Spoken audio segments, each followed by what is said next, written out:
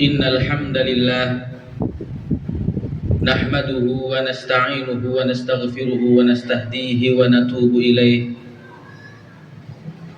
wa na'udzu billahi min syururi anfusina wa min sayyiati a'malina may yahdihillahu fala mudhillalah wa may yudlil fala hadiyalah.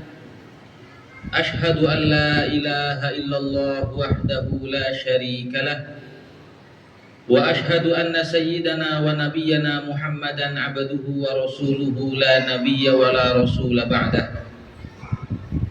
Allahumma salli wa sallim wa barik ala sayyidina wa maulana Muhammadin wa ala alihi wa ashabihi wa azwajihi wa dhurriyyatihi wa man tabi'ahum bi ihsanin ila yaumiddin. Amma ba'du, fa ya ibadallah, usikum wa nafsi bitaqwallah faqad fazal muttaqun. Qala Allah Ta'ala fil Qur'anil Karim, a'udzu billahi minasy syaithanir rajim. Ya ayyuhalladzina amanu taqullaha haqqa tuqatih wa la tamutunna illa wa antum muslimun. Wa qala Rasulullah sallallahu alaihi wasallam, ittaqillaha haitsuma kunta wa atbi'is sayyi'atal hasanata tamhuha wa khaliqin nasa bi khuluqin hasan. Shadaqallahul azim wa ballagha rasuluhun nabiyyul wafiyul karim wa nahnu ala dzalika minasy syahidin. Alhamdulillah, senantiasa kita bersyukur kepada Allah Subhanahu wa taala atas segala limpahan karunia-Nya, rahmat-Nya, dan juga berbagai macam kenikmatan yang Allah berikan kepada kita. Wabil khusus nikmat iman dan Islam, panjang umur, sehat walafiat, taufik dan juga hidayah dari Allah Subhanahu wa taala, sehingga alhamdulillah kita bisa menjalankan aktivitas kita sebaik mungkin dan kita bisa menjalankan kewajiban-kewajiban kita kepada Allah Subhanahu wa taala, termasuk berkumpulnya kita di rumah Allah ini pada siang hari yang penuh dengan keberkahan ini. Salawat beriring salam kita haturkan kepada Nabi Muhammad sallallahu alaihi wasallam beserta seluruh keluarga beliau, para sahabat, para tabi'in, para keturunan, dan juga kita sekalian sebagai umat Nabi Muhammad sallallahu alaihi wasallam.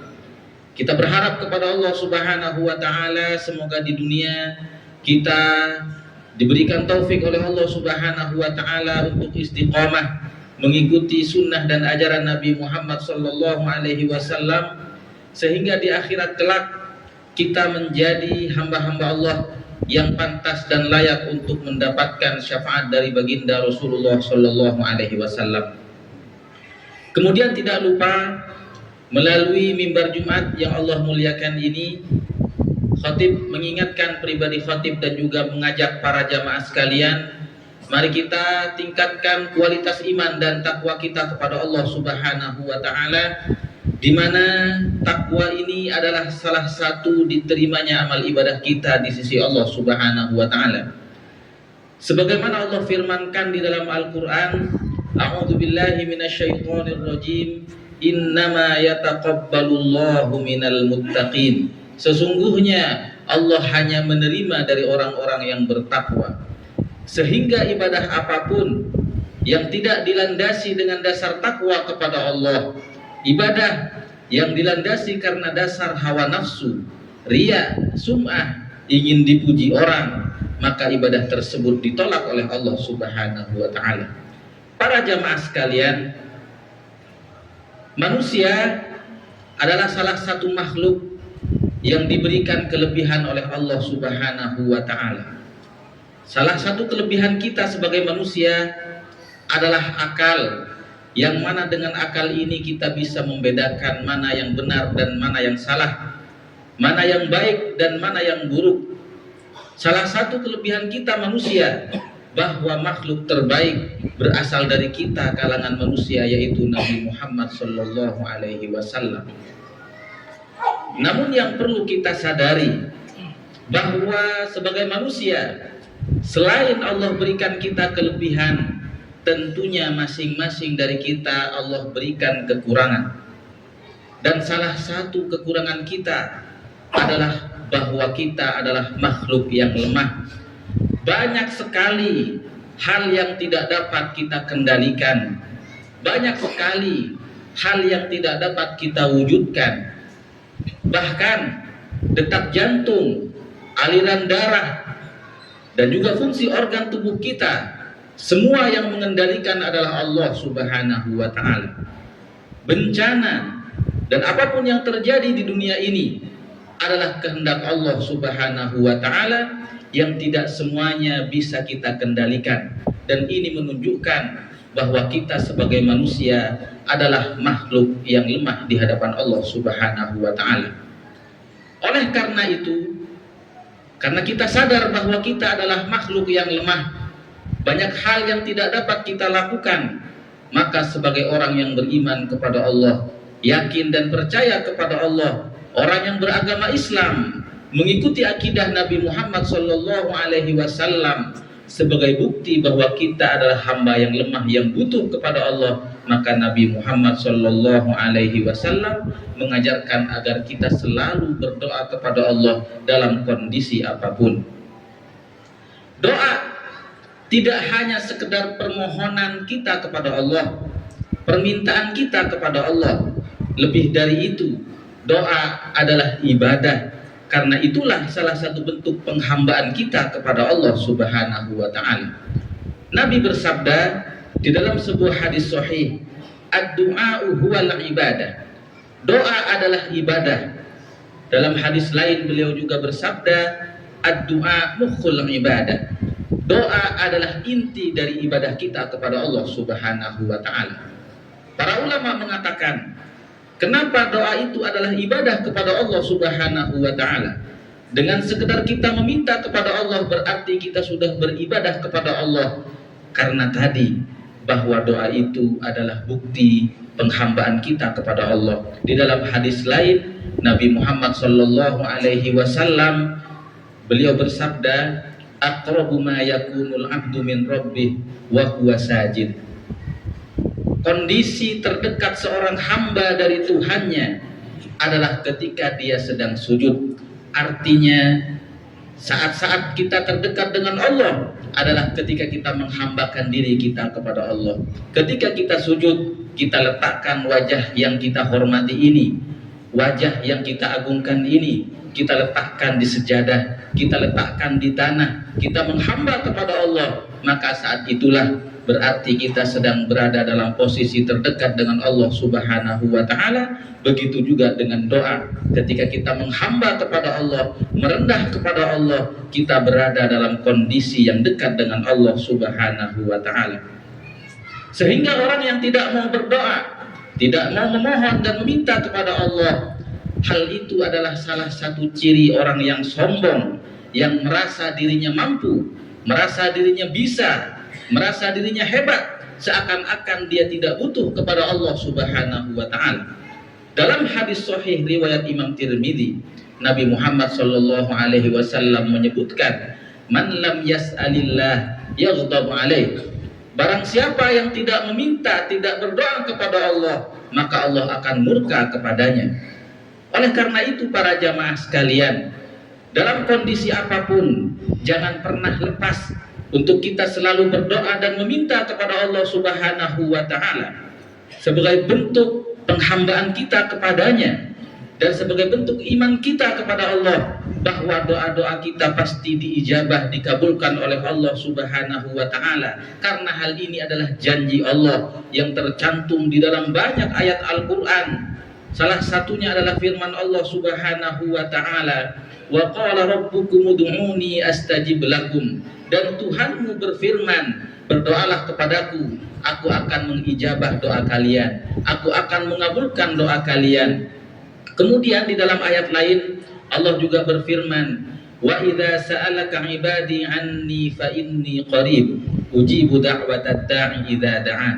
Dan jika hamba-hambaku bertanya kepadamu wahai Muhammad tentangku, maka sesungguhnya aku maha dekat, aku mengabulkan doa orang yang memohon jika dia berdoa kepadaku. Janji yang Allah firmankan di dalam Al-Quran adalah janji yang pasti ditepati. Tidak ada zat yang lebih baik dalam menepati janjinya lebih daripada Allah Subhanahu wa ta'ala. Oleh karena itu, kewajiban kita sebagai hamba yang beriman kepada Allah agar kita selalu berhusnudzon, berbaik sangka bahwa semua permintaan kita, semua doa kita yang diridhoi oleh Allah Subhanahu wa ta'ala pasti dikabulkan oleh Allah Subhanahu wa ta'ala. Nabi Muhammad sallallahu alaihi wasallam juga meyakinkan kita bahwa semua permintaan kita pasti dikabulkan oleh Allah. Dalam hadis riwayat Ahmad dan Tirmidzi, Nabi bersabda, "Ma min 'abdin yad'u bi da'watin laisa fiha itsmun wala qati'atu rahim illa a'tahu Allahu biha ihda thalath." Tidaklah ada seorang hamba yang berdoa dengan sebuah doa yang di dalam doanya tidak terdapat dosa dan tidak pula terdapat memutus silaturahmi, maka pasti akan Allah berikan salah satu di antara 3 cara pengkabulan dari Allah Subhanahu wa ta'ala. Yang pertama, imma an tu'ajjala lahu da'watah. Bisa jadi Allah segerakan apa yang dia minta. Orang yang sakit memohon kepada Allah agar diberi kesembuhan. Cara Allah yang pertama untuk mengabulkan doanya adalah dengan memberikan orang tersebut kesembuhan. Orang yang punya hajat, Allah berikan hajatnya. Itu adalah cara pertama Allah mengabulkan doa hambanya. Kemudian yang kedua, wa imma an yaddakhiraha lahu fil akhirah. Bisa jadi doa yang dia panjatkan kepada Allah disimpan oleh Allah sebagai tabungan hamba ini di akhirat kelak. Sehingga dalam hadis lain Nabi Muhammad SAW bersabda, akan banyak orang-orang yang beriman yang di surga nanti akan memohon kepada Allah, andai saja doa-doanya tidak terkabul di dunia, sehingga doa-doa tersebut menjadi derajat yang tinggi di surga. Kemudian cara yang ketiga, Allah mengabulkan doa kita, wa imma an yusrifa anhu minas su'i mithlaha. Bisa jadi apa yang kita minta tidak diberikan oleh Allah, tidak pula doa kita dijadikan tabungan untuk di akhirat, namun ternyata dengan doa tersebut Allah Subhanahu wa ta'ala menghindarkan kita dari keburukan, dari musibah, dari kecelakaan, atau apapun itu yang tidak kita sukai. Bisa jadi keselamatan kita itu adalah berkat doa yang kita panjatkan kepada Allah Subhanahu wa ta'ala. Para jamaah sekalian, dalam kita berdoa kepada Allah Subhanahu wa ta'ala, salah satu yang harus selalu kita ingat bahwa kita adalah seorang hamba. Kita meminta dan memohon kepada Allah, bukan kita memerintah Allah Subhanahu wa ta'ala. Oleh karena itu, di dalam ayat yang kita bacakan tadi, Allah melanjutkan, falyastajibu li wal yu'minu bi la'allahum yarshudun. Allah menyebutkan 2 syarat jika kita ingin doa kita didengarkan dan dikabulkan oleh Allah. Yang pertama, falyastajibu li, maka hendaknya hamba-hambaku itu mengabulkan permintaanku, mengikuti perintahku. Allah perintahkan kita melaksanakan ibadah, kita beribadah kepada Allah. Allah melarang kita bermaksiat, kita pun tinggalkan bermaksiat kepada Allah Subhanahu wa ta'ala. Kemudian yang kedua, wal yu'minu bi, agar kita selalu yakin kepada Allah, husnudzon kepada Allah bahwa doa kita diijabah oleh Allah Subhanahu wa ta'ala. Karena 2 syarat ini adalah syarat mutlak diterimanya doa kita oleh Allah Subhanahu wa ta'ala, terutama terkait halal dan haram. Nabi Muhammad sallallahu alaihi wasallam, beliau pernah diceritakan oleh para sahabat, summa dzakara ar-rajula yutilus safar ash'ata aghbar yamuddu yadayhi ila as-sama' ya rab wa mat'amuhu haram wa mashrabuhu haram wa malbasuhu haram wa ghudhiya bil haram fa anna yustajabu lidzalik. Nabi Muhammad pernah menceritakan ada seorang laki-laki yang dalam perjalanan yang begitu panjang, rambutnya acak-acakan, rambutnya berdebu. Dia angkat kedua tangannya ke langit memohon, wahai Tuhanku, sementara makanannya haram, minumannya haram, pakaiannya haram, dan apa yang dia konsumsi haram, maka bagaimana mungkin doanya dikabulkan, kata Nabi Muhammad SAW. Oleh karena itu para jamaah sekalian, Mari kita ikuti perintah Allah, kita tinggalkan larangan Allah. Maka dengan itu insya Allah doa-doa kita akan diijabah oleh Allah Subhanahu wa Ta'ala. Tergantung cara yang mana yang terbaik menurut Allah Subhanahu wa Ta'ala. Yang pasti Allah tidak akan pernah mengingkari janjinya. Innallaha la yukhliful mi'ad. Termasuk yang dianjurkan oleh Nabi Muhammad SAW, ketika kita berdoa kepada Allah, hendaknya kita mengangkat kedua tangan kita. Nabi bersabda dalam hadis sahih, Inna rabbakum hayyun karim, yastahyi idza rafa'a abduhu ilaihi yadayhi an yaruddahuma sifran khaibatain. Kata Nabi Muhammad, sesungguhnya Allah adalah zat yang maha pemalu dan maha dermawan.